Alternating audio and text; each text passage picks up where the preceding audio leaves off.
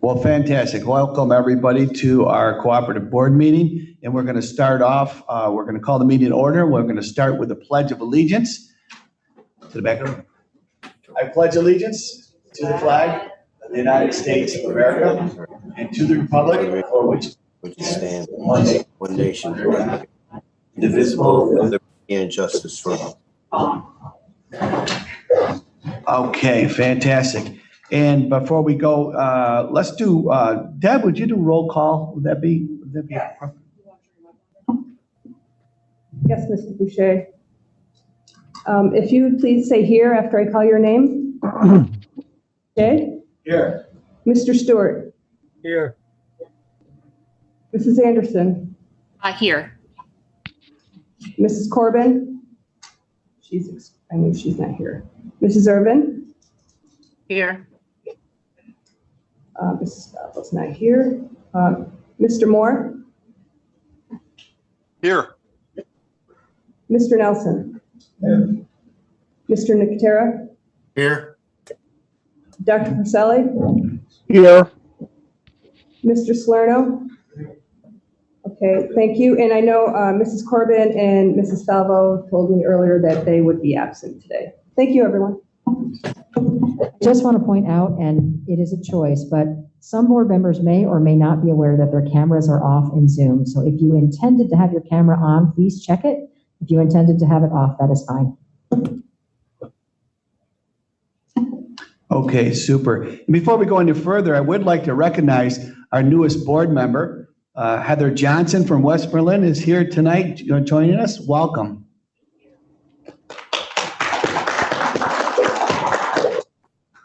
We're glad to have you. Welcome, welcome, welcome. Okay, we're going to move on to recognition. We don't have any other outside recognition, correct?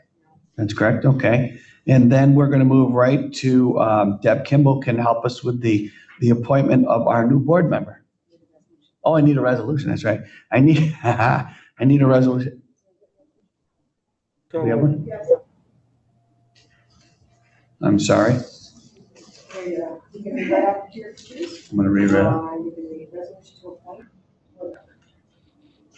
Okay, we need a motion for a resolution. Resolution to appoint a new board member. Notice is hereby given of a vacancy of the Board of Cooperative Educational Services to the members of the Board of Education, the component school district of Oneida-Herkimer-Madison, Boces. The vacancy is created by the resignation of Mrs. Charlene A. Hartman, effective February 10th, 2021. Consistent with the amended provisions of the educational law, Section 1950, the Oneida-Herkimer-Madison Boces will exercise its authority to fill the vacancy by appointment after consultation with the Board of Education of Westmoreland Central School. The Oneida-Herkimer-Madison Boces intends to fill the vacancy by appointing Heather Johnson to fill the vacancy until the next election in April 2021 and pending election results for the remainder of the Charlene Hartman's term that expires June 30th, 2021. So we need a motion for that resolution. Also moved. Moved by Mr. Salerno, second by Mr. Moore. And all in discussion? I would just like to say welcome. I don't know if you guys can hear me. Yep, we can, Michelle. Perfect. Super. And there's a discussion. All in favor, say aye. Aye. Aye. Opposed? Motion carries. Okay. So now we need to go ahead with the oath of office administered by Mrs. Kimball. Please raise your right hand and repeat after me. I do solemnly swear that I will support the Constitution of the United States and the Constitution of the State of New York, and that I will faithfully discharge the duties of the office of the cooperative board member according to the best of my ability. Very much. Please sign your oath for me.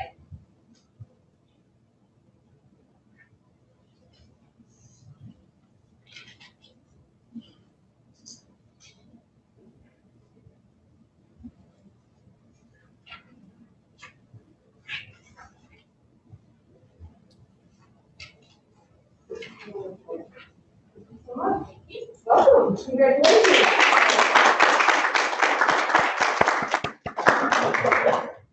Fantastic. Welcome, welcome.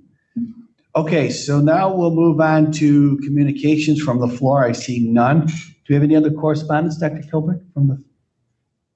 No correspondence at this time. No correspondence, no from the floor. Okay, so we're going to move right on to the district superintendent's report, which has the organizational goals and the future of Boces programming update. Dr. Kilbrick. So what I'd like to do first and foremost is ask Scott Morris to share a screen of emails I've gotten. And Scott, if we could begin with the vision and mission screen. Two board members who are in the room, I'm asking you to just pull out your fabulous Boces vision, mission motto that you adopted earlier this year. Oh, here it is. Now, we'll wait for Scott to pull that up on the screen share. There we go. Okay, so the vision and mission and motto, the vision, the mission, the motto, I feel like lions and tigers and bears. Oh my. Were adopted earlier this year. So Heather, this is a great opportunity for you to see it for the first time. But what we're trying to do is narrow down from a larger statement about who we are and what we're about and what we're trying to achieve into organizational direction. So the role of the board is to set the tenor and tone of the organization, but also to chart the course. So if we were a boat, the Board of Education would be saying, off to Hawaii, hopefully, right? Because that's where I would like to go. So if we look here, we can see that we have this vision to strive to provide innovative leadership programs and services in response to the emerging needs of our school districts and learners. And when you go to the mission, how are we doing it? Well, we're collaborators. And we work together and we partner with leaders in education, in business, in industry, in government, and the local community. And we do this to promote inclusive educational and career opportunities, equitable access, in order to prepare all of our learners for the dynamic world of today and tomorrow. So that's really about how we get the work done. And as Boces, we're a cooperative. So we're a bit like a school district, but we're also a bit like a not-for-profit and a bit like a business in terms of how we're organized. So we have to think kind of in different modes and different ways of approaching our work in a Boces. So you can see our mission is really about our how. Then we have this fabulous motto, we are better together, we are OHM Boces, which I always feel like we should be like, woohoo, because I love our motto. So as the board worked really hard at the end of last year and the beginning of this year to shape our vision and our mission and our motto, we're now going to look for how are we going to find some direction out of this, because there's a lot there. How are we going to measure that? And where are we going to go? So now we have to get on the boat and chart the course. So I'd like to take the board now to another idea, and don't bring it up yet on the screen, Scott, and it's the idea of priorities. So we've talked about organizational goals, but before we get to those, I want to first talk about the idea of priorities, organizational priorities.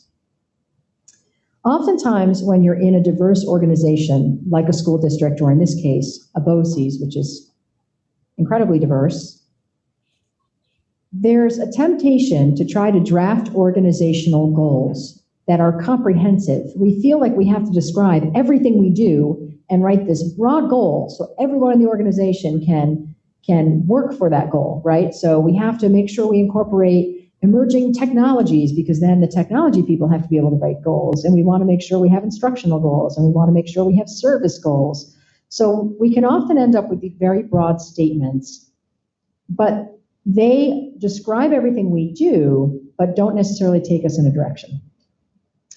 And if we think of priorities, priorities provide an opportunity to move an organization forward. So I'm going to give an example of what I'm talking about before we move to the next section.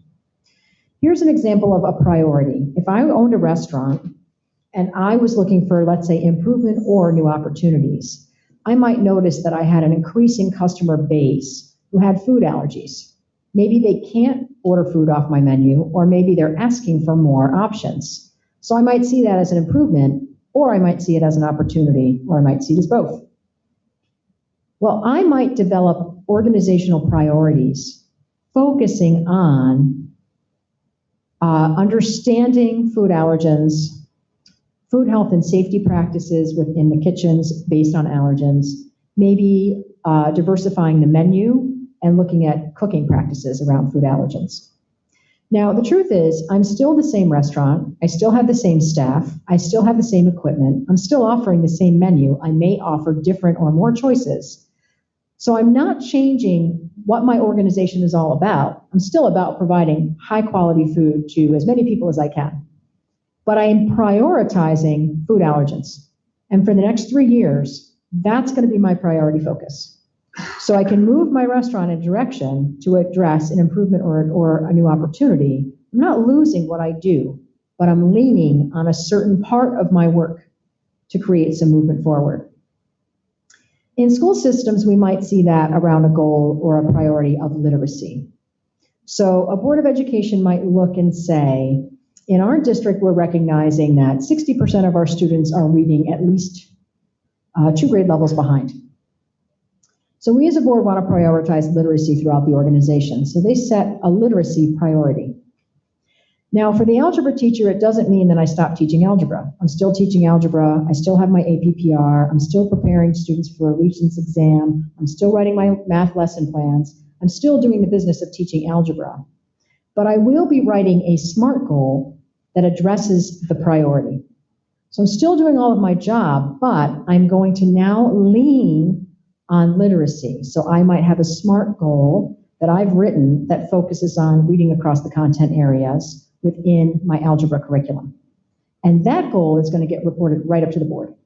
So the board is going to start to see how literacy is taking shape and moving forward in the organization. The school still does everything a school does, but the board is kind of choosing to, like, if you're in a boat, like drop one sail to move the boat in a certain direction. So now what I'd like to do is, if you're in the room, you have this beautiful document. It's got these yellow blocks of color with these enormous hands, many hands. And Scott's going to put that on the screen. So within our organization in the Senior Council, we took a look at where we left off from our last board retreat. And during our last board retreat, we left off with 3 concepts about our Boces. In the left-hand column, and it's the one with the single hand reaching out, at the top of the box it says, Boces is a helping hand. That was a majority thought that our board had in the retreat.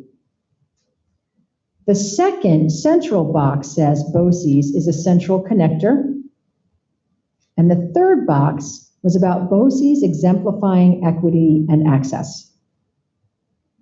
And we were charged as a senior council with going back and trying to think about how could these become organizational goals. Now, the idea is that we have these organizational goals, although I think we might want to talk about organizational priorities. And the board would establish the priorities and charge everyone with establishing the SMART goals that they're going to be measuring each year that link directly to those priorities. And over a 3-year period, the board is going to receive reports on every department, including its own board. The board will have its own SMART goals, and myself will have SMART goals, regarding the priorities. So we can see how we're moving the organization's work according to the priorities. So in order to kind of get our heads around this at the Senior Council, this is what we did. If you look in the left-hand column where it says Boces is a helping hand, underneath it, it says, how does OHM Boces serve as a helping hand? We started coming up with ways we did it, and here's an example of 3 different bullets. So we provide innovative programs, services, supports, and resources to districts, and we do that so those districts are able to meet the needs of their students. We also encourage cost-sharing opportunities on behalf of the component districts, so we can support their continued sustainability. And then the third, which you'll see is highlighted, is we do this by anticipating the needs of the component districts so that they may respond to the changing educational landscape. And you might recall from our retreat, that was the lighthouse conversation, where we have to be, Boces is the lighthouse.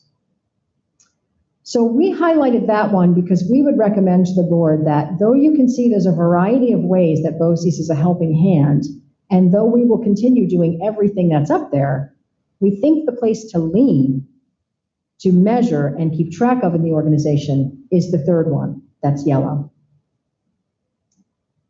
If you look at the central column, AKA the central connector, see how we did that?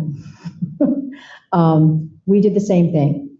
What does OHM Boces serve? Oh, I should have said, how does it serve as a central connector? There's two different things. We facilitate and connect the districts. We do that to support their work locally and regionally so they can learn, problem solve, and innovate. We also gather the component districts in order to advocate, right, regarding the region's unique needs and perspectives with education, government, and leadership. When we looked at those two, and though we would continue doing those two, we felt the recommendation to the board is to prioritize on the first bullet. And if we look at the third, we asked, how does or should OHM Boces address equity? So you can see there are 4 bullets. We provide programs and services to districts to increase their students' access to learning. We provide programs and services to students to increase their access to learning essential life skills, college and career opportunities. We provide instructional supports and resources to educators in order for them to address the unique needs of students. But we feel that we should lean here. We should infuse inclusive values throughout the entire OHM Boces organization and within teaching and learning. So we chose an internal priority because we feel that as a Boces, we should be exemplifying inclusivity, which encompasses equity in everything we do, because we represent the needs of districts who can't access or gain equity through their own resources. We represent students who have disabilities. We represent students who aren't achieving the greatest success in their own districts and they need additional supports and services to graduate and achieve success.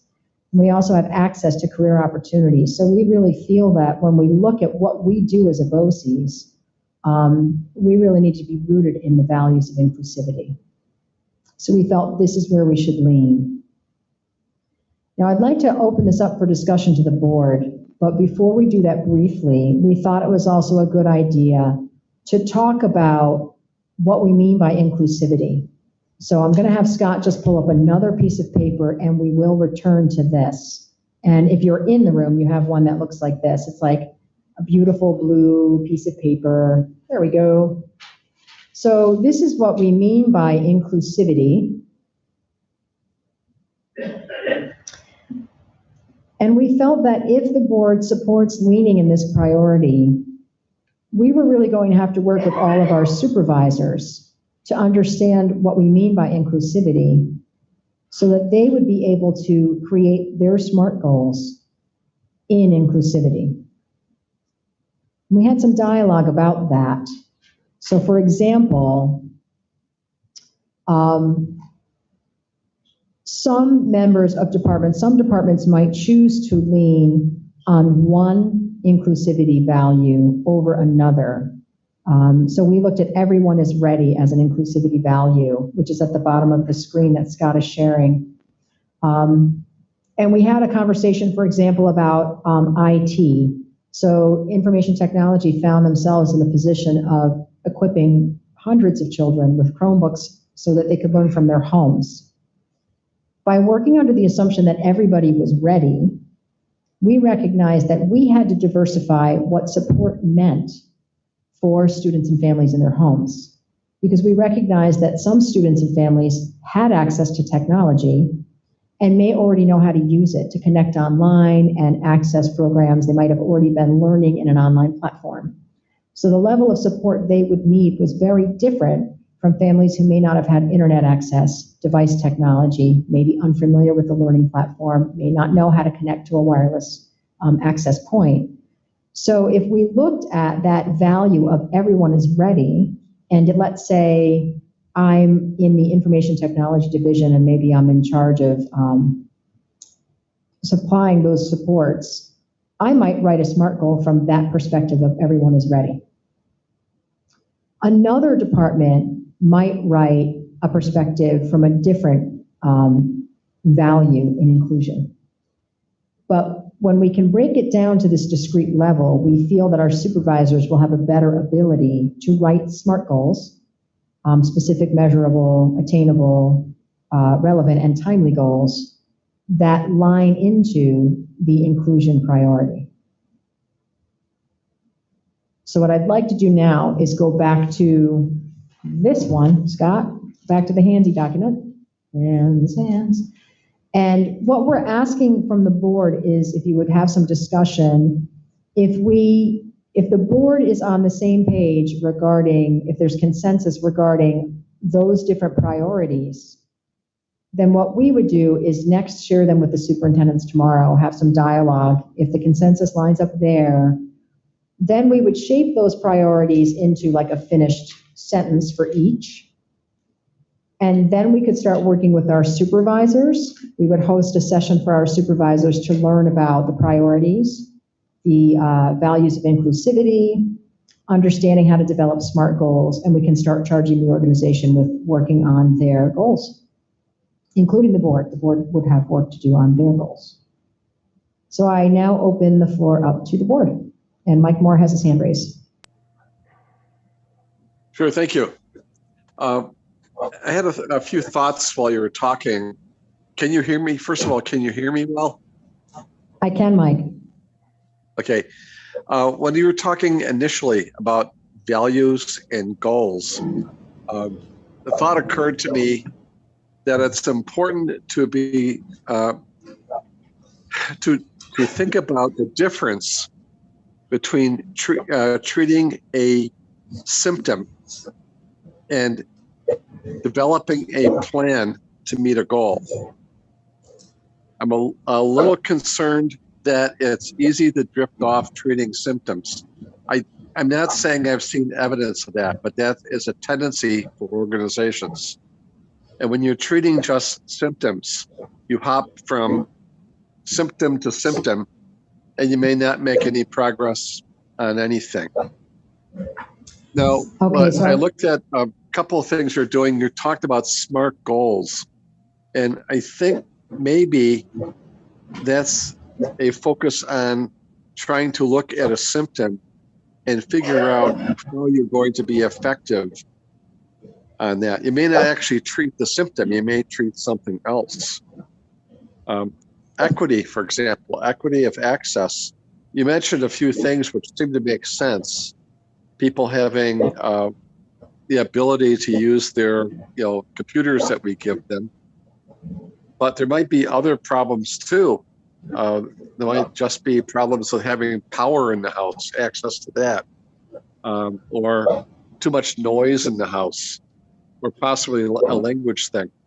I'm not saying I've got solutions to these. I just want to put the focus on the idea that we do have to approach this in a smarter way than just placing a goal on a symptom and then proceeding. We have to be a little bit more Correct. Better than that. Okay, I'll be quiet now. I'm sorry. No, please don't be, because I think you're bringing up something really neat. I want to clarify to make sure I'm understanding. So I gave two examples. I gave the example of a restaurant owner seeing an opportunity or a potential improvement within food allergens. And I also gave an example of a district who might be analyzing and realizing they need to make improvements in literacy. And I think that goes with your thought about the organization's direction versus treating symptoms. Am I correct in that analogy, in that understanding? Meaning that looking at food allergens and looking at reading would be symptoms. You have an organization should take a look at who they're servicing and say, what ultimately do we want to do to call it a success? I think in this case, things like we have good outcomes with the students. That's ultimately what we want. And to make those good outcomes, we need things like equal access. We need literacy. But the focus in on literacy, that might, I'm not saying it is, but that might be a symptom. And the approach to solving it might be finding out, why do we suddenly see a drop in literacy? it may not be the productive thing to get all the students together for focus groups to read more. There might be something else that has to happen to prevent the problem of literacy. That's all I'm saying. Right. Okay, I think I understand. So a thing to be concerned about, and I want to see if I'm reframing this to capture your meaning correctly, Mike. A concern about using priorities versus the larger, broader statements is that it means that you could be moving in a direction without necessarily understanding why we're going there and if we're getting to the right place for the right reasons, because we could be addressing a symptom without understanding everything that goes underneath it, or we could be going after something we think should be chased after, but is it grounded within the work and the ultimate goal of what we're trying to achieve? I think, Mike, that's kind of if I were to sum up what your intent is, am I capturing the intent correctly?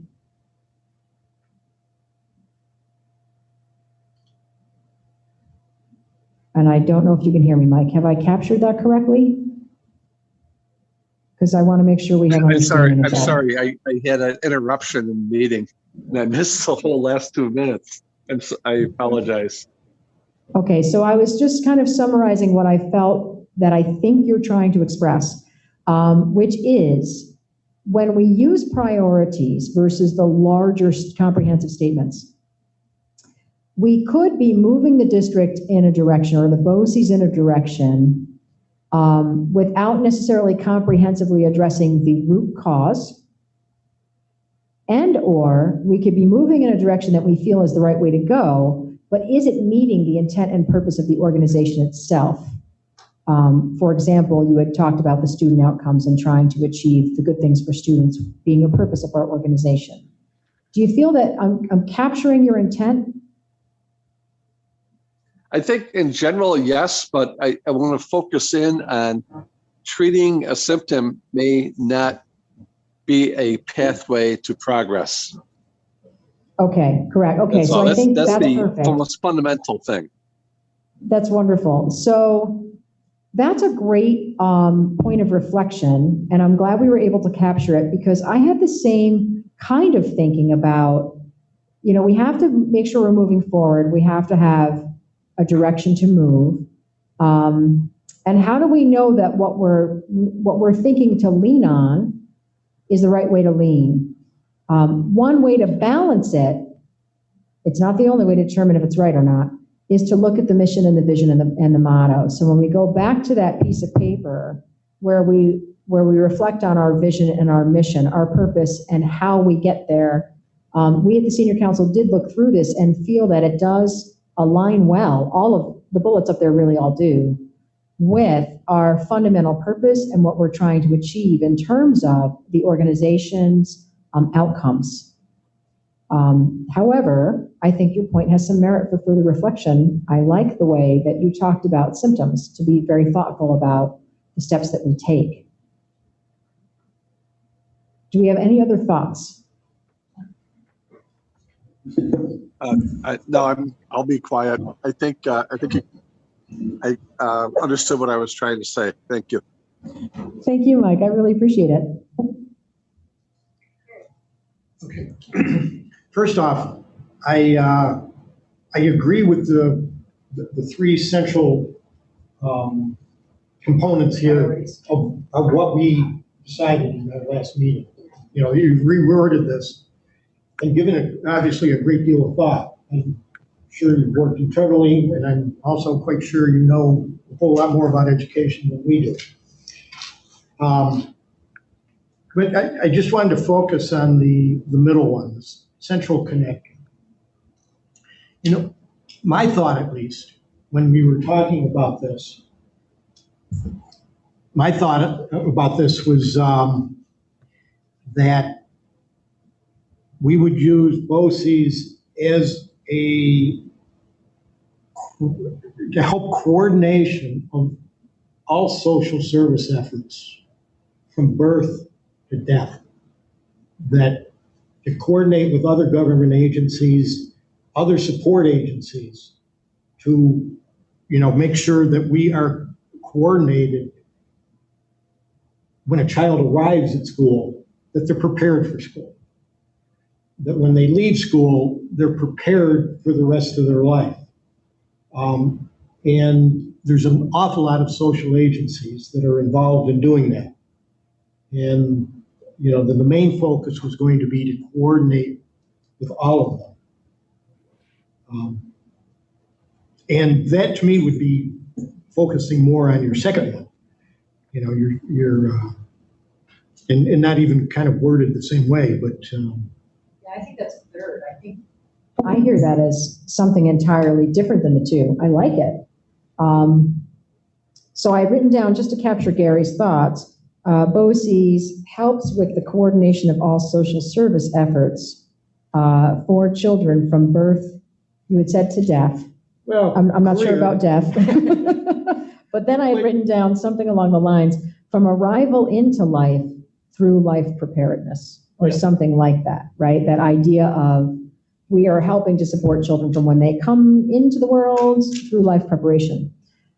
So I wonder, it's funny because Tom's going to be talking about a COSER that we're going to be proposing to the superintendents tomorrow that does just that. So I have a question.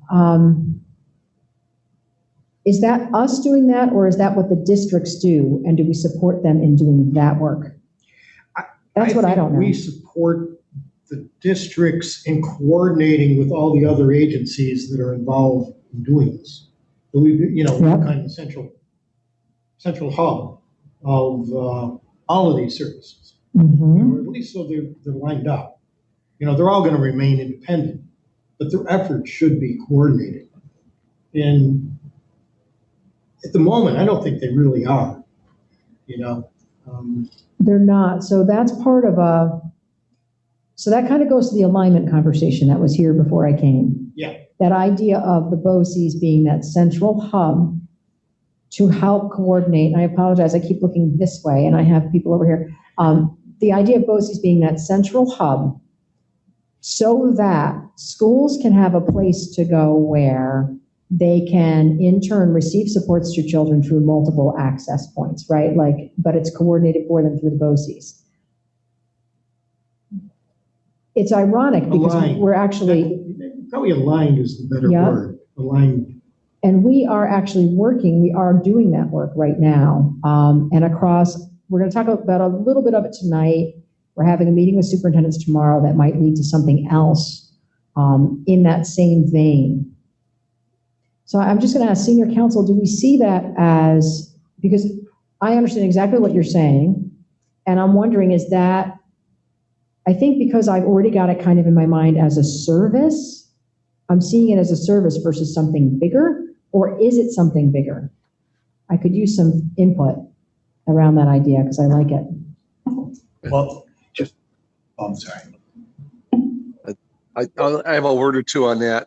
I don't know if this is practical, but the thought is that we, instead of trying to act as a coordinator, instead we try to figure out how we can present an interface to other agencies so that they know what levers and buttons they can push on us and what effect they'll have.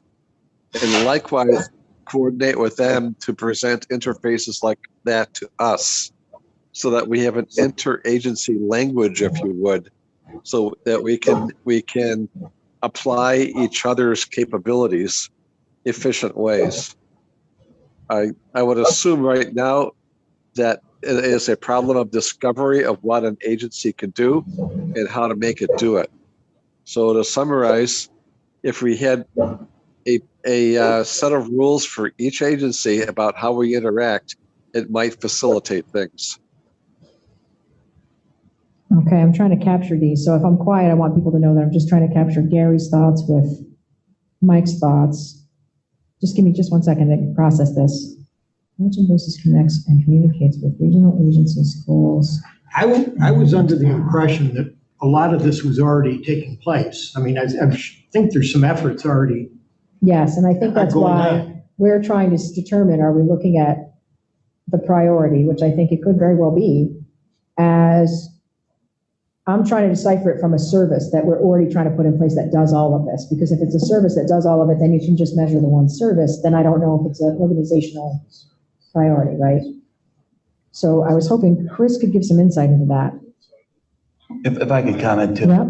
You know, this reminds me, you know, this could be a valuable service to all the districts because, and you're already doing it, but I mean, to provide it in this manner, it reminds me of what happens at the county level. I just was in some meetings in the last several months about different towns around the county trying to get their own solar systems and their own power systems in. And each town is learning about it from the beginning and negotiating. So what we try to do is have them go through a central clearinghouse, which is Mohawk Valley Edge out in Rome.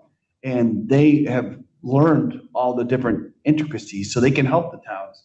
And I see this being much like this, with each district's going to come to you with different needs at different times. Instead of having to reinvent the wheel, you could be really a great aid in clearinghouse to help, you know, because usually when they come to you with a need, it's already too late. So, you know, time is of the essence. So this is valuable. My 2 cents. May I chime in with something, please? Yes, please.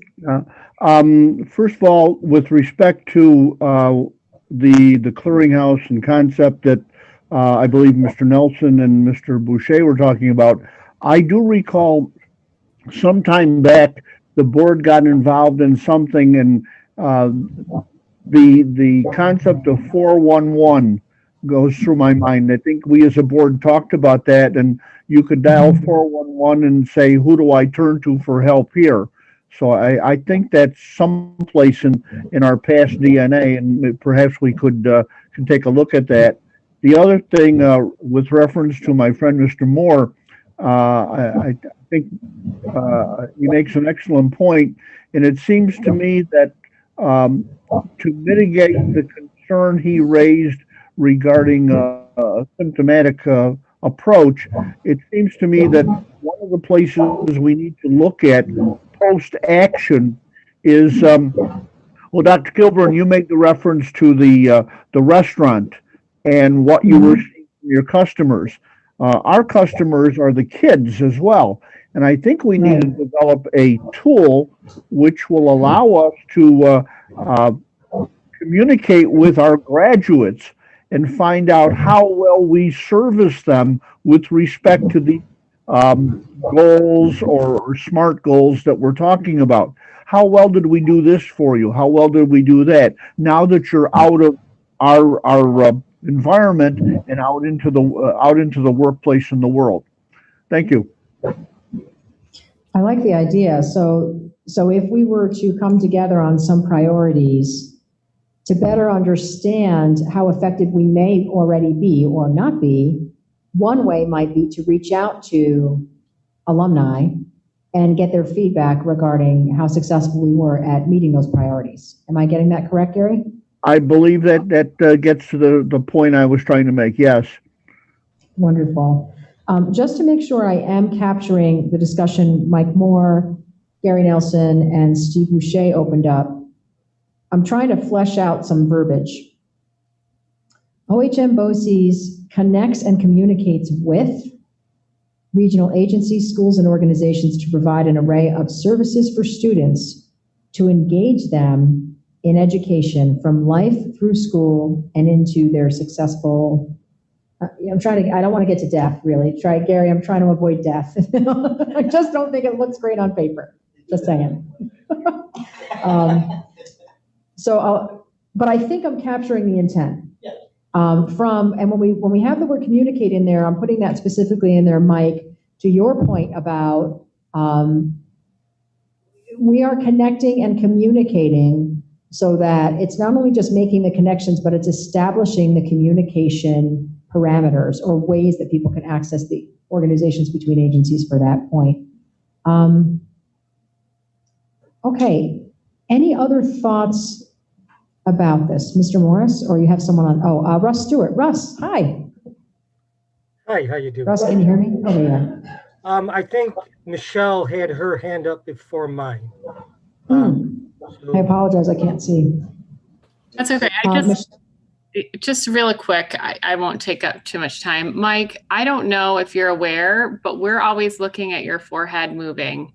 I'm not sure if your camera, it makes me a little, yeah, you don't have to turn off your camera. I don't know if you're aware that we're that I'm just so glad that I wasn't doing anything really personal. I didn't realize that was on. I would like someone to tell me that if I were doing that also. Well, thank you.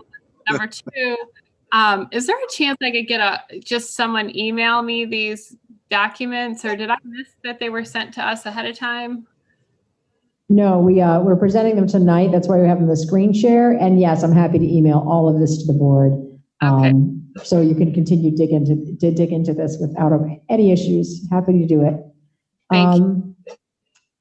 All right, so Russ Stewart, you have your hand up. Yes. I think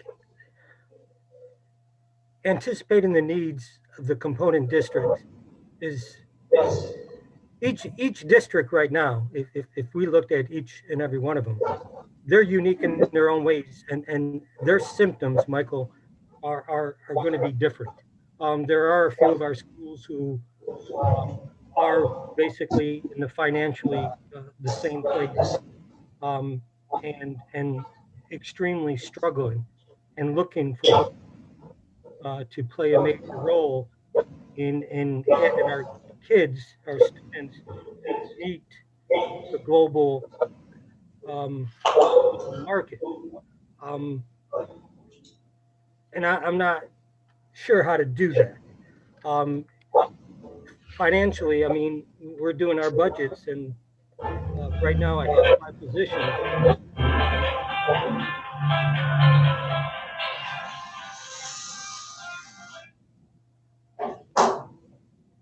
So we have 5 positions that are going to most likely be cut in this budget year. You know, so I'm trying to look at the global end and those symptoms, Michael, that are in our district. And I can't help but, and I know I'm wordy here, but I can't help but going back to 2009 and looking at that financial situation and what it did to our districts and what it did in cutting staff, that Boces needs to play a much more different role in the future than it plays now. You know, as far as Boces going to districts and students to contiguous districts making hubs. And Michael, I know you don't like the word regionalizing, and I particularly don't care what word you use, but, you know, I know as a small district, we need help with that. And I don't think the New Hartfords are there yet. Maybe they are, and maybe the Whites are. But they're I think in better financial situation than and Tony, you know, I'm not sure where Sequoia is at this point, you know, because we're pretty similar in student population and finances. And I'll let you speak on that. But so that's, you know, I'm looking for Boces teachers to come to local school districts, teaching a class with, you know, Waterville students and Brookfield students in it, and trying to get aid back on that to meet some of those needs. So, and I agree with Gary Nelson in regards to alignment.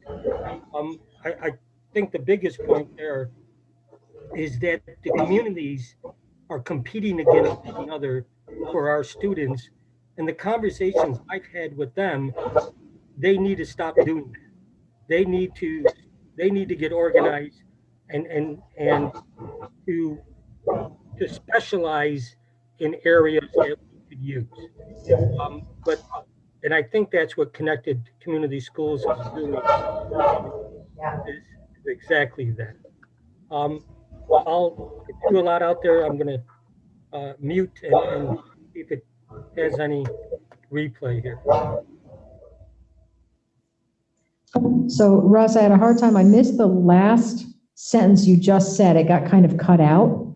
I just want to make sure I'm summarizing correctly for understanding. So when you looked at the first column, the left-hand column, and where it says anticipating the needs of the component districts, I'm thinking that you're recognizing the need for BOCES to prioritize there for the districts because of what we're all facing and where the different districts are in terms of their position and what they'll need in the future.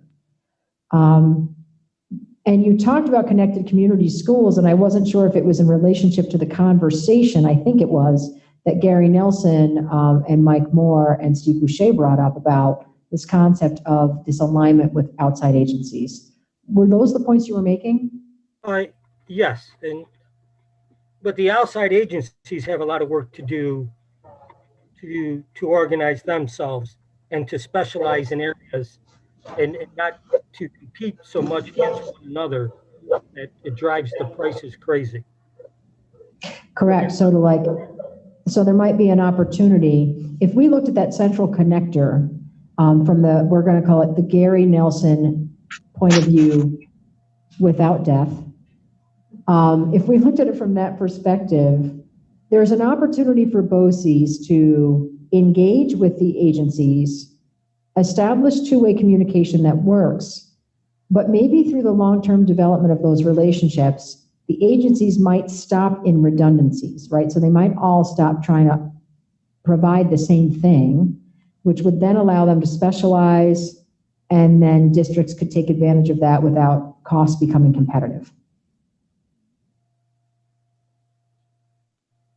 Yeah. Okay. So we're going to go to, I think, Tony Nicotera next. Tony? Thank you, Dr. Coburn. I'd like to follow up with what Russ just presented. And from a perspective of a sitting board member on a local district, we see BOCES as a continuation of our services, of our program. And BOCES fills the need that we cannot fill for our students and for our course offerings and for our program. So I agree with everything that's been presented, but I think a little bit more focus should be placed on the continuation of the local program. When a student transitions, say, to an occupational program, a career tech program, they shouldn't be leaving the Sequoia district and go to another district at BOCES. It should be a continuation of our program there to provide the services that we can't afford to provide locally at Sequoia Valley. So that's how I see it. I just think all the points made are accurate, but if we can put a little bit more focus on from the eyes of the local community and the smaller district, as Russ mentioned, we need to lean on someone. We need for someone to be there to support our programs because it's inevitable that we can't do it. And we just need to make that marriage a little bit better, I think. That's all. So if I were looking at that first column, Tony, if I'm looking at the column about OHM BOCES serves as a helping hand, I want to make sure what I'm understanding is, are you thinking that we keep the priority on the emerging needs and add language to it, or are you thinking that the priority might better be served on bullet number 2, which is by curating cost-sharing opportunities on behalf of the component districts to support their continued sustainability? It's almost a combination of both. I agree with you. I'm not sure what that answer is. I think okay. I like number 2. I like the connection and the support locally. But I'm not sure, Dr. Coburn. I'm not sure on what the proper wording would be, but conceptually, I think you understand what I'm saying. So I'm wondering about this. Let's look at that last sentence in the third bullet. By anticipating the needs of the component districts, so they may respond to the changing educational landscape and continue or providing programs that meet their need. You know what I mean? Like, so they need to emerge, they need to respond to the changing landscape, but they need to do it from their unique perspectives, which speaks to Russ's point that what districts are going to need is going to be different because they're all in different positions. So I wonder if there's a way to put local language in that third bullet. So like Sequoia Valley needs us to respond to their needs, right? Because they might not have money, or they might need a new resource or a new program, but they want to know that we're trying to meet it from their perspective, that we're not just trying to say, this is the new organization Boces built, now you have to send their kids there. They want Right. to see that we're trying to customize it to the best we can to adapt to what Sequoia needs. Am I getting that right, I Tom? agree with you. Yes. And let me see if I can give you this example.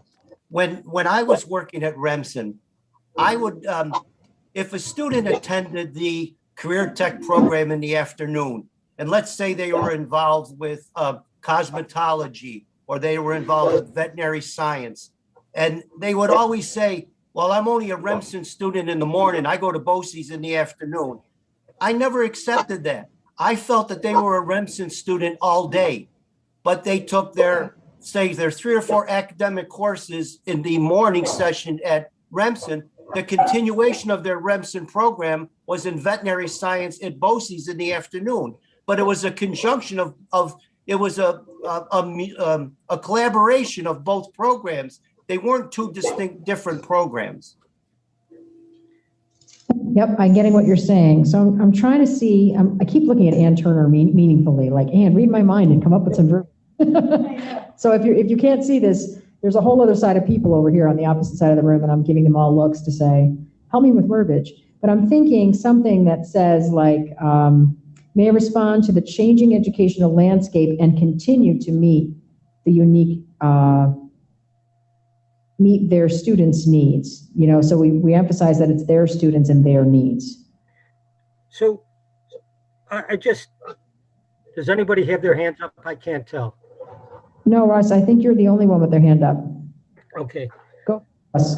I just want to make sure that, you know, as I see the big picture, that the role of both and their staffing also changes. You know, I only have a few kids who want to be in engineering. This is an example. I had our superintendent contact contiguous districts to see what kind of programs they were having in engineering. Okay, so, and some of them don't have them either because it's a very small number of students.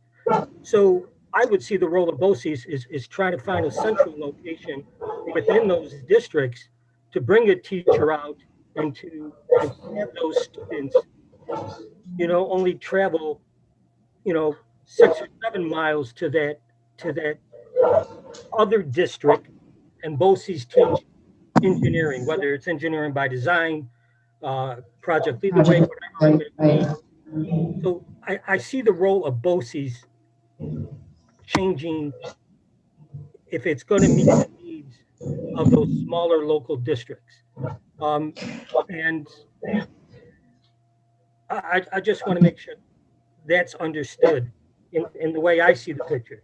I also want to talk about CTE, and I'm going to go back to Michael's conversations about symptoms.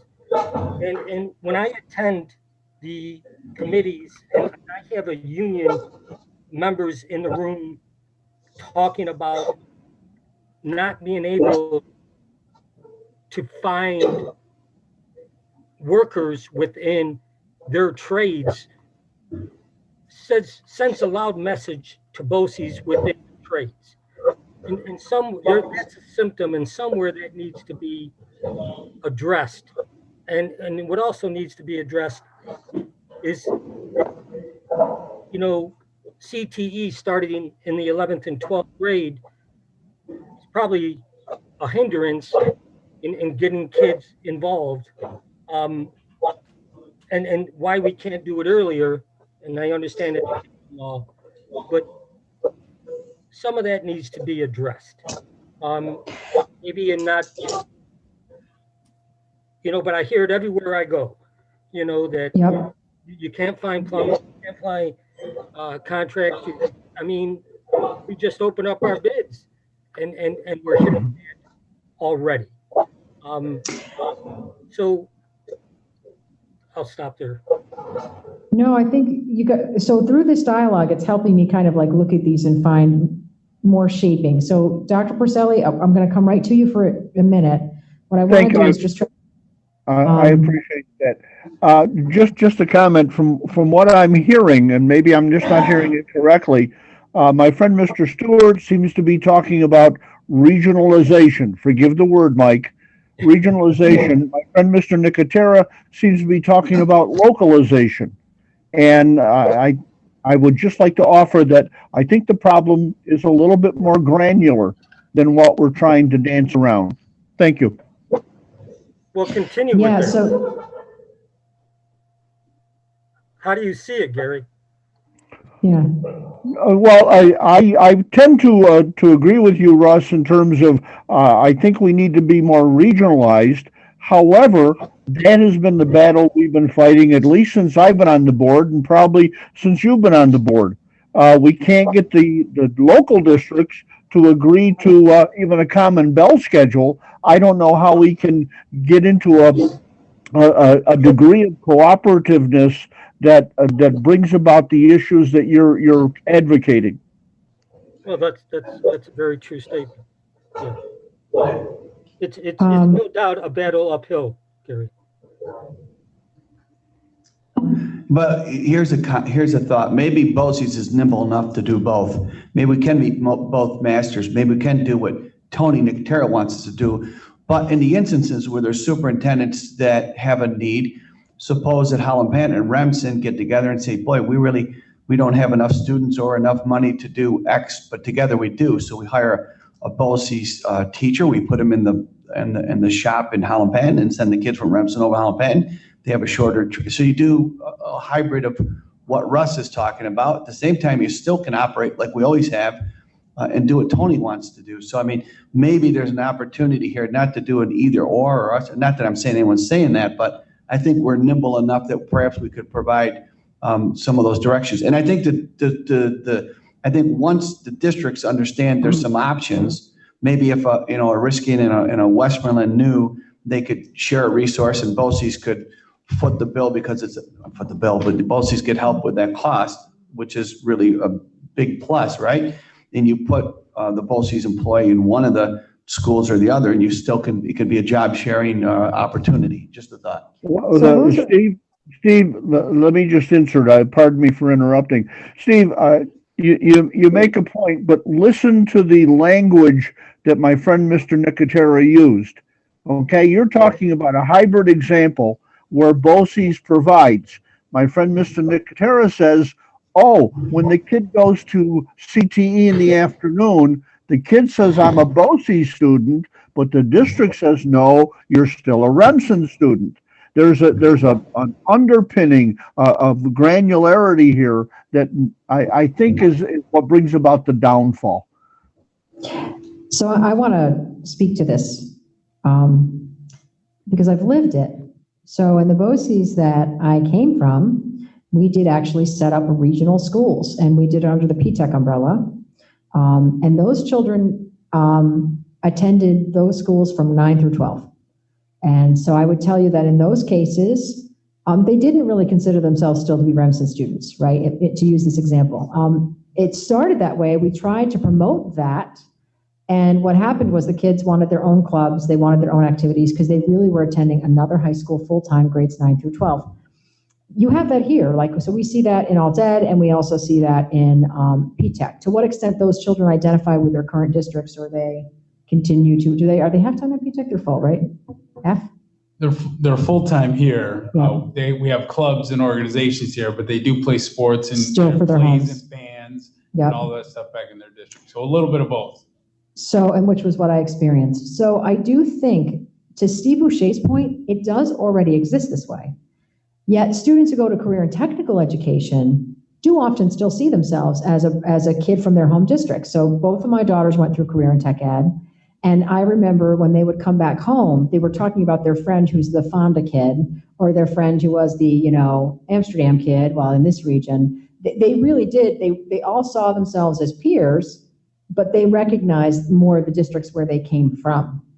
I don't know that, I think this, if we look at that proposed priority, that we're going to do everything we currently do. So Tony, to the point we were talking about, we're still going to do bullet number 1. We're still going to provide innovative programs and services, supports and resources to districts so they are able to meet the needs of their students. But if we lean on number 3, it allows us to start to get the lay of the land for what these districts are going to need in these years coming forward. And that may mean that there will be hub satellite programs. Now, I've done that, right? So in the Boces I came out of, we had satellite P-Tech. So there was a P-Tech in the town of Johnstown, and there was one down in St. Johnsville, and there was another one in Gloversville, and there was one on the main campus. So we hubbed kids, and that's what Russ talks about. And we had programs on the main campus, and we had shares. So we even had where we were sending kids over to Gloversville to grab some Project Lead the Way, right? You can do that. That's itinerant teachers, right? Boces can do all of these things, but what we would need to do is do it in response to an emergent need. That we'd have to be able to start to work with the districts to get a sense of what are their needs and build the programs in place. Do I think there are programs where students do move away from that identity of belonging to a particular district? I do, and I think we see that happening. But we're currently providing all 3 of these things. These 3 models that we're talking about, aside from the satellite schools, we currently provide a wide array, and they do exist across the state. I don't think, though, that in itself is a goal, but I do think what you're all describing aligns with that 3rd bullet. So I do wonder if we move in that direction. Chris? We do satellite programs. Oh, right, special ed. We do them under the guise of special education, so that we have a model to do everything that's been mentioned. Thank you for that, Chris. So what I would ask is, when we look at that, when we look at the priorities in the first column, we tried to pinpoint different ways that we help as a helping hand. Is there a sense that we have to change that priority we're recommending to the board to a different one, or change the wording of that one? Or is there a sense that that's the right direction to go in? And we have to be aware of all the different ways that could play out and how we might have to fundamentally change as a BOCES in order to meet that priority. Can I ask a question? Yeah. So this is going to be presented to the superintendent, right? They have. I want to have. Yeah. Yep. So, depending on their feedback, can this shift if we set this?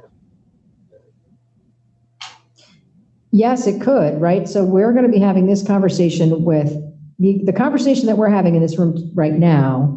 I'm going to be having tomorrow with the cabinet to have the same kind of dialogue with them to say, we're thinking we need to lean on these areas. How do you think? What do you feel about it? And hear what they have to say. What's interesting, though, is the life to death scenario that Gary put together, because what I'm trying to do is kind of write that out and see if we add that up there, because I thought that was really interesting and it links in with so much that we're trying to do.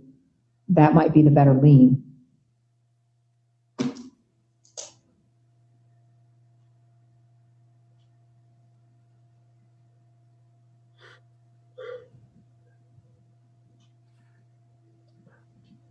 Didn't know if you were responding to that. Like, I'm holding down some quiet time here. So I think what I'm hearing is that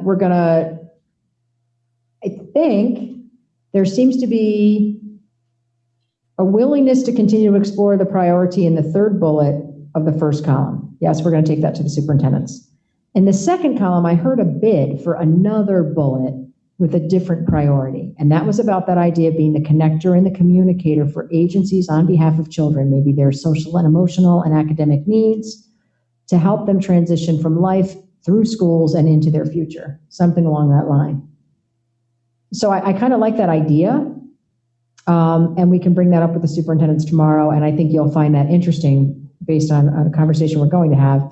And then the 3rd column, the idea of making that an internalized priority to work on internally. Was there any thought about that? Michelle would like to speak. Go for it, Michelle. I don't know how this works, if you can hear me or not. Anyway, Okay. so I wanted to piggyback Anthony's statements in regards to that first column in the bullet there. My first reading on this was, there's nothing about finances or the cost sharing in that bullet. And just with the needs of being fiscally responsible. And I'm not just saying throw it in there for padding. I really think people need to be reminded that BOCES, one of the uses of BOCES is to help districts be cost savings offerings. So I appreciate what Anthony said, and I agree with that. And I too would like to see something financial, put in the bullet. And then as far as the third column, internally, I would like to see that, I'd like to see more on that internally. Okay, you got cut off there a little bit. What did you think about the internally thing? Oh, no, I was just saying, I think we should start with that internally before we can advise anyone else how to do that in their own districts, yeah. Right? Okay, I would agree. Get it right first internally. Okay, so let's talk about, let's go back to that first column then. So what I'm hearing is that we don't really have agreement about prioritizing the needs of the component districts. Remember, we're going to do everything that's up there. So but the idea of prioritizing is saying we're going to specifically lean and measure on one. We're going to focus on one, not saying we're not doing the rest. But what is the board going to call out and measure? So I think what I'm hearing is that there's maybe a bid that instead of calling out and measuring anticipating the needs of the districts, we lean on the curating, the cross-sharing. I want to kind of see if we can get to a priority, because when reviewing previous goals and our related service plan process, the goals are well written. They're very comprehensive. So what it allows us to do is to define everything a BOCES does, and we can continue to show you ways we do it, but it doesn't necessarily provide directionality. So, and that is good and appropriate at certain times. And at other times you want direction. When I look at the state of the state in terms of education and COVID and the needs and everything that's coming down to schools, I think we're going to have to look to try to make some movement, which is a little different than in the past. So with that idea of prioritizing, when we look at the 3 bullets, you can have a bid that, nope, there's a 4th bullet we really need to have instead. It could be like, this is like Gary did. He did the new bullet maneuver. There could be a new bullet maneuver in the left-hand column. There could be a nope, but we don't agree with where we need to lean, or it's no, we need to lean there, but maybe a little tweak. But we have to have that conversation, because I'm hearing more than one person say that. So who wants to talk about that? So I'm hearing that maybe instead of looking on the needs of the component districts, maybe we move up and continue to prioritize the cost sharing piece of this as what we really want to focus on and measure throughout the organization across the next 3 years. So I don't think that we have to choose one over the other, kind of is what you were saying previous, because we are going to work on all 3 of them at some point. But yep. I do think that we need to say we can't not be aware of why districts are coming to BOCES to begin with, because generally it's financial. It's itself in financial. We can't do it ourselves at our home district. Financially, we can do it better, or we can do it with BOCES. So that's like our premise. It's the whole thing we're founded upon. Yeah. So if I look back on this goal in 12 months and I say, what did we anticipate the component district being? One of them is going to be, for sure, their finances. I just don't want it to get lost that we build this great program that's going to build engineers for the next 5 years. one can afford it. Right, okay, I see what you're saying.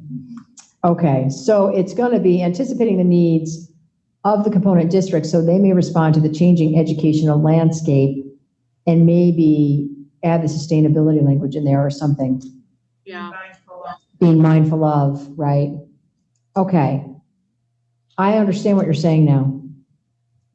Are there any other thoughts about that? Because we'll go to the superintendents tomorrow with the lean in the same place, that we're thinking the lean is here, meaning putting weight upon or prioritizing the third bullet, but maybe we'll enter into that conversation, that cost-cutting sustainability piece.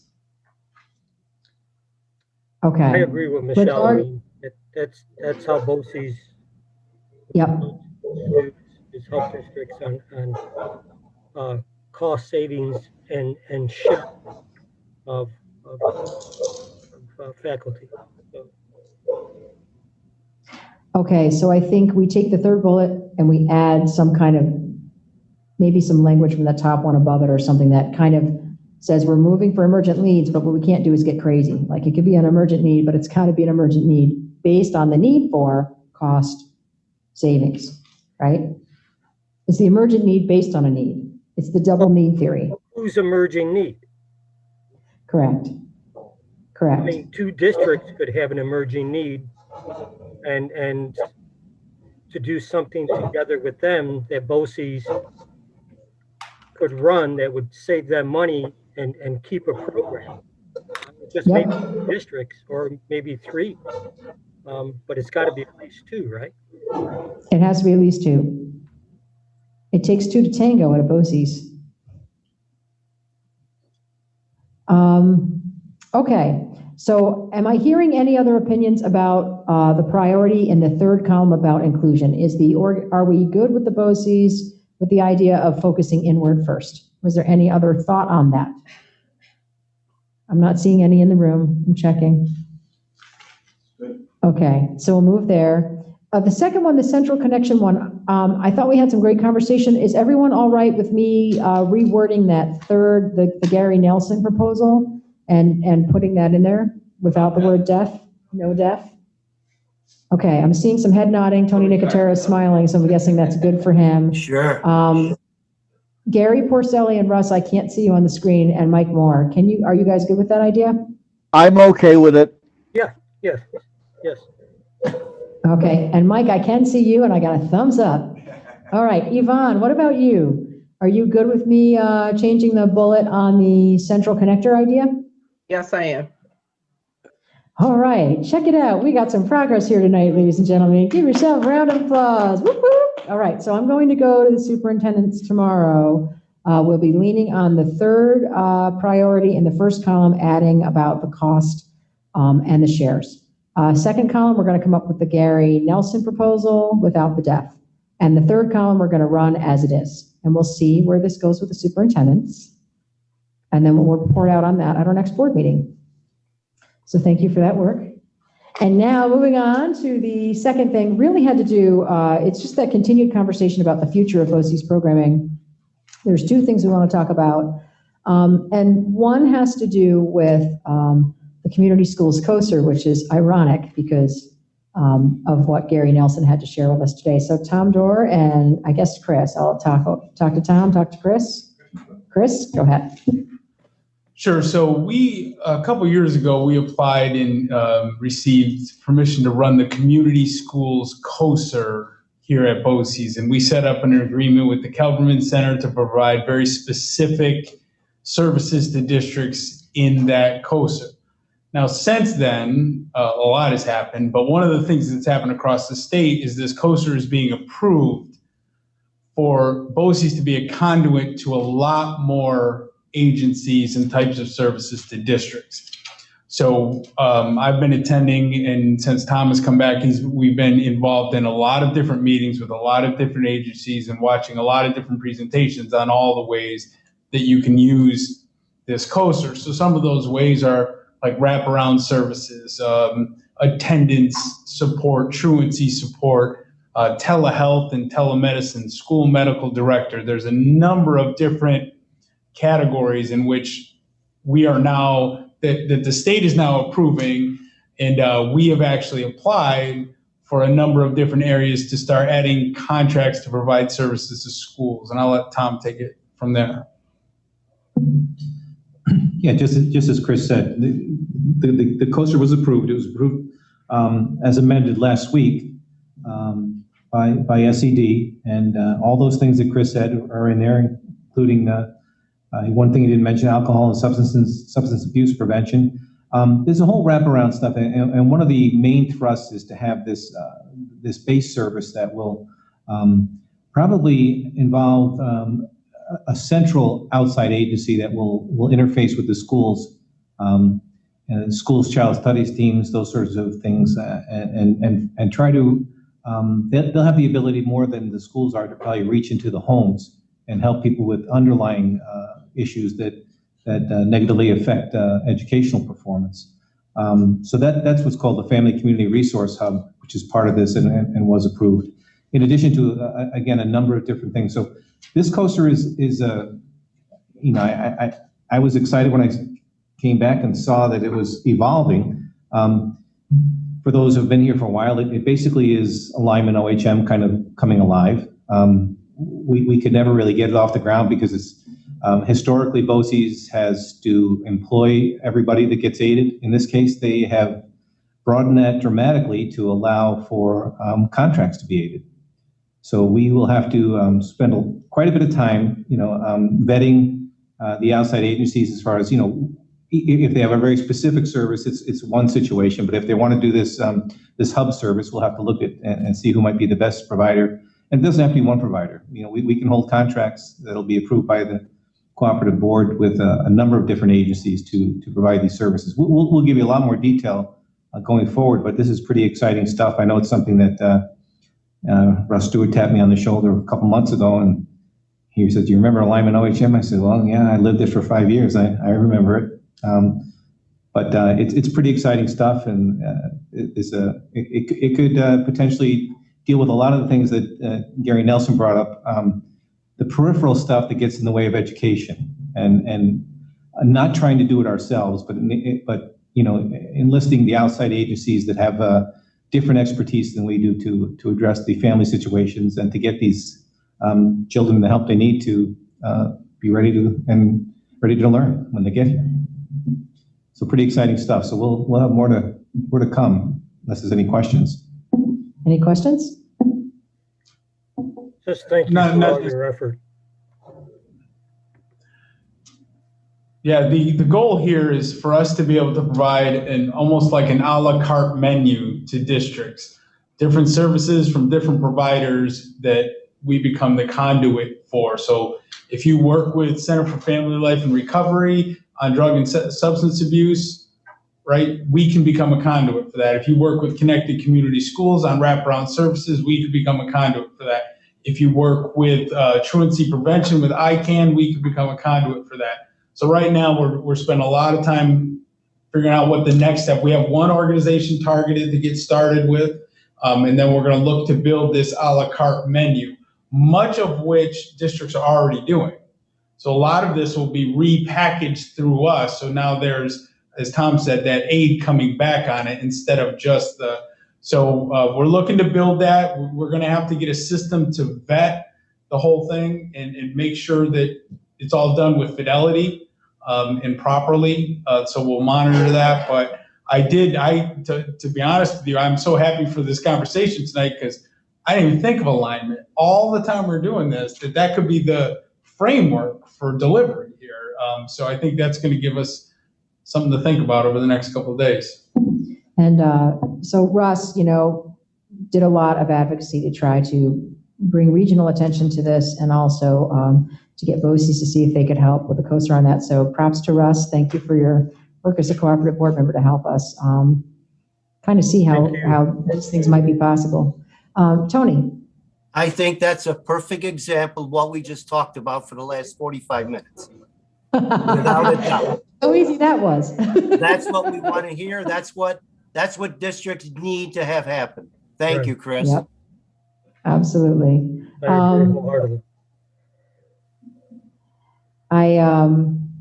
I think too, what's neat by moving this through Boces, when you think of the multiple different agencies, whether it's social services or whether it's actual physical medical health needs, right, that can come together, there's a potential through the relationship building, right? If we can get good as the Boces at reaching out to these agencies, developing the contracts, maintaining the relationships, then maybe we can get to a little bit of the letting go, where people will be willing to say, yeah, there's no sense in this agency and us providing redundant services if we can work together.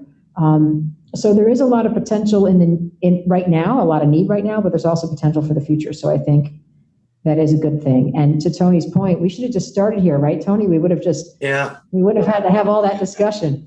We found the outcome we wanted. Absolutely, we found an outcome, so that's good news.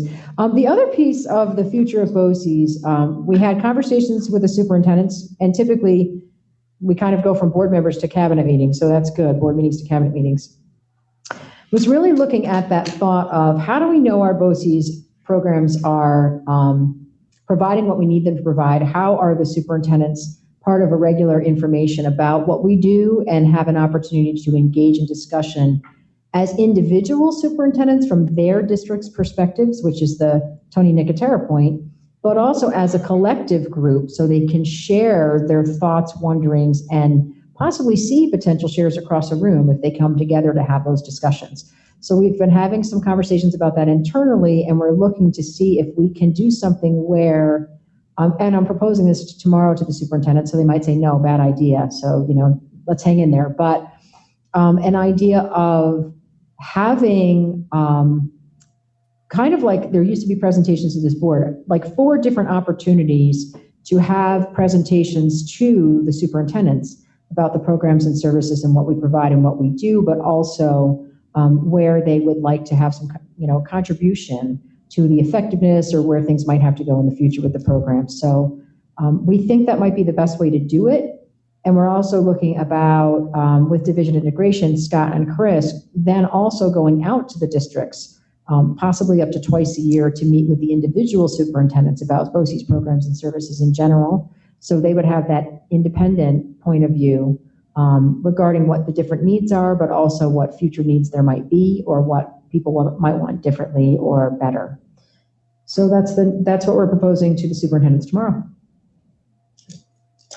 And that is it for the DS update. So, well, I just want to say I'm a big advocate of that because myself, I'd go to district and try to do a report, but, I don't have the knowledge that the staff has, and I would borrow, either Ken Ford or Howard or somebody to go out and try to explain, because the boards, the local boards, they rotate. They rotate right. Superintendents, they rotate principals, they rotate board members, and so you could go see them 3 years from now. It's a different crew. They may not know what we have to offer. So I think that's a fantastic opportunity for you guys to do road shows and go out there and explain all the good work we do. All right. Any other thoughts? We've done this in the past. One of these boards, they gave them a spiel on the budget or whatever it may be, or whatever they wanted from Boces. Okay. And it always worked out fine. So was that the boards? So that was when going to the actual boards of education? And was it the board's request for what they wanted to hear about? Yeah, you just ask them. Just tell them, just tell them, look, we're going to come down, we'd like to talk to you. Do you have any specific information that you want from us? If not, we put up our own agenda. At the same time, though, make sure you got literature of Boces, a little packet. Yeah, so then they can have materials to take with them. I like that. Thank you, John. Any other thoughts? Anyone? Okay. This girl's done. All right, well, thank you. Back to the mic on. Thank you, Dr. Coburn. Thank you, everybody. Thank you, everyone who participated tonight. Very fruitful conversations. Excellent. Thank you. Yeah. Appreciate that. This is the good stuff. So now we're going to move on to number 8, which is I need a motion for the adoption of the Public Health Emergencies Communicable Disease Plan, a subset of the district-wide safety plan. So can I get a motion for that adoption? By Mr. Nelson, second by Mr. Nicotera, I think? Sure. Or Russ Stewart. Okay. One of those guys. And discussion? Hearing none, all in favor say aye. Aye. Aye. Okay, opposed? Hearing none, motion carries. All right, fantastic. And then we move on to executive session. There is none tonight. And then is there any other action items, Dr. Kilmer? No, not. So now we're gonna need a motion for adjournment. Moved by Mr. Salerno. Second. Second by, I think, Russ. I can't tell sometimes. Okay, great. Have a great night. Thank you, everyone.